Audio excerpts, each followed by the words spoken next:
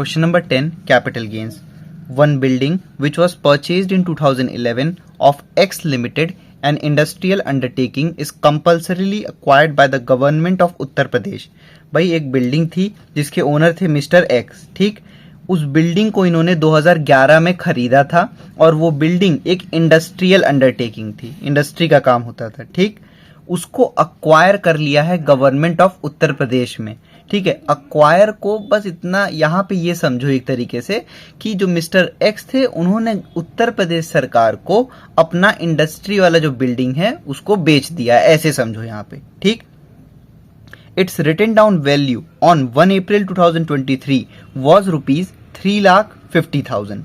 अब देखो इस क्वेश्चन में क्या है, हमको ये 2011 में एसेट खरीदी गई थी, लेकिन 2011 में कितने की एक्स लिमिटेड ने खरीदी थी ये नहीं बताया गया है, ठीक. यहां सिर्फ हमको ये बताया गया है कि जो हमारा प्रीवियस ईयर है यानी कि 1 अप्रैल 2023 उसमें रिटन डाउन वैल्यू है 3,50,000. और ये बात आपको पता होगी, इंट्रोडक्शन वीडियो में भी मैंने बताया था कि जब भी क्वेश्चन में शॉर्ट रिटन डाउन वैल्यू दे रखा होता है तो हम उसी को सीधे सीधे सेल्स अमाउंट में से लेस कर देते हैं, और जब भी रिटन डाउन वैल्यू लेस करते हैं तो वो शॉर्ट टर्म कैपिटल गेन आता है हमारा, ठीक है. और यहाँ पे आप देख रहे हो कॉस्ट ऑफ एसेट दे नहीं रखा था. अब ये कंफ्यूज मत होना कि 2011 में खरीद के 23 में बेचे हैं, ऐसे तो ये 24 महीने से ज्यादा है, इसको लॉन्ग टर्म कैपिटल एसेट है ये.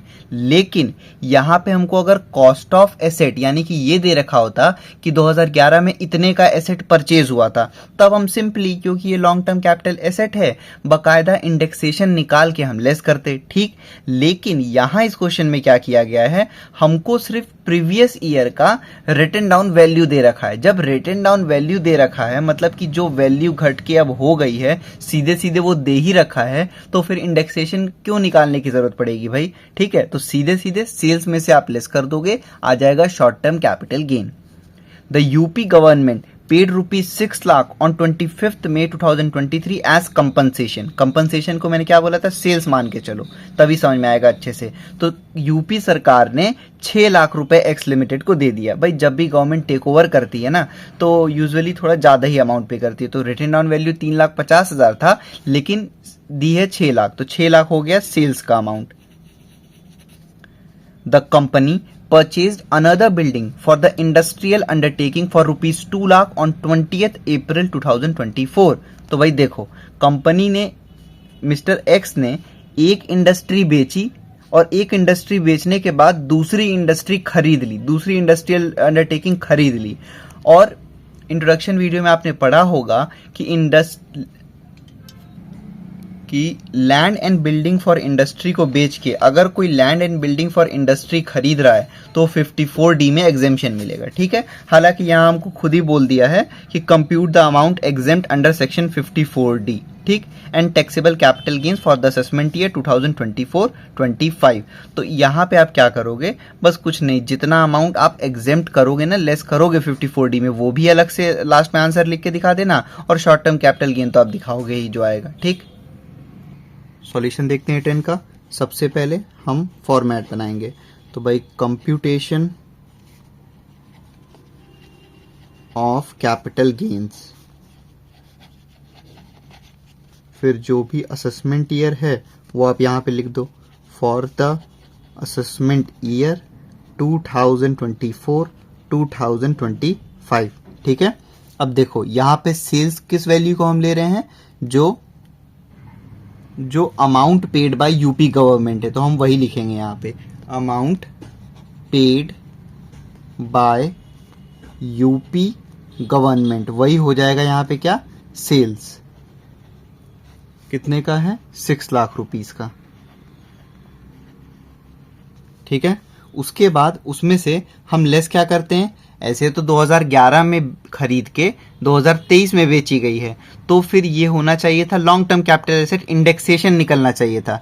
लेकिन इस क्वेश्चन में यहाँ पे कॉस्ट ऑफ एसेट नहीं दे रखा है, और जब भी कॉस्ट ऑफ एसेट और रिटन डाउन वैल्यू दोनों दे रखा हो तो भी हम सिर्फ रिटन डाउन वैल्यू लेते हैं, ठीक है. तो यहाँ पे जब रिटन डाउन वैल्यू दे रखा है तो सीधे सीधे वही ले लो आप, रिटन डाउन वैल्यू कितने, क्या है रिटन डाउन वैल्यू, 3,50,000. मतलब भाई जो हम इंडेक्स करके निकालते हैं अभी के टर्म में वैल्यू, वही तो है ये एक तरीके से, ठीक। फिर ये है इसको आप, और जब भी रिटन डाउन वैल्यू को लेस करोगे तो आएगा शॉर्ट टर्म कैपिटल गेन। तो 6 लाख माइनस 3,50,000, ये हो गया 2,50,000, ठीक है। ये हो गया शॉर्ट टर्म कैपिटल गेन, ठीक। अब इसमें से हम लेस करेंगे डिडक्शन अंडर सेक्शन 54, ठीक है। जब भी इंडस्ट्रियल अंडरटेकिंग को बेच के इंडस्ट्रियल अंडरटेकिंग ही खरीदते हैं दूसरी बिल्डिंग इंडस्ट्री के लिए, तो फिर वो 54D में, सॉरी यहाँ 54D होगा, डिडक्शन 54D में डिडक्शन मिलेगा, ठीक है। तो यहाँ आप लिखोगे इंडस्ट्रियल अंडरटेकिंग परचेज या land for industrial undertaking purchase, तो 54D में रिडक्शन मिलेगा। कितने का खरीदा गया है? 2 लाख। और हमने पढ़ा था कि 54D में कैपिटल गेन इन्वेस्टेड पूरा एग्जेम्प्टेड मिलता है, अमाउंट जितना भी डिडक्ट हो पाएगा। तो यहाँ आप देख रहे हो इनके गेन हुआ है 2,50,000 और इन्होंने बिल्डिंग खरीदी है 2 लाख रुपए की, जो कि इससे कम है, तो पूरा कैपिटल गेन इन्वेस्टेड यहाँ पे लेस हो सकता है। तो यहाँ लिखोगे आप 2 लाख रुपए, ठीक है। तो इसको लेस कर दोगे, ये क्या आ गया, इसको और नीचे लिख देता हूँ 50,000, ये हो गया शॉर्ट टर्म कैपिटल गेन, ठीक है। बाकी क्वेश्चन में पूछा गया है अलग से कि कितना डिडक्शन मिलेगा अंडर सेक्शन 54D, वो चाहो तो आप यहाँ लिख के दिखा दो कि exemption under section 54D is 2 lakh, ठीक है। और बाकी शॉर्ट टर्म कैपिटल गेन तो हमने निकाल ही दिया है, 50,000 है।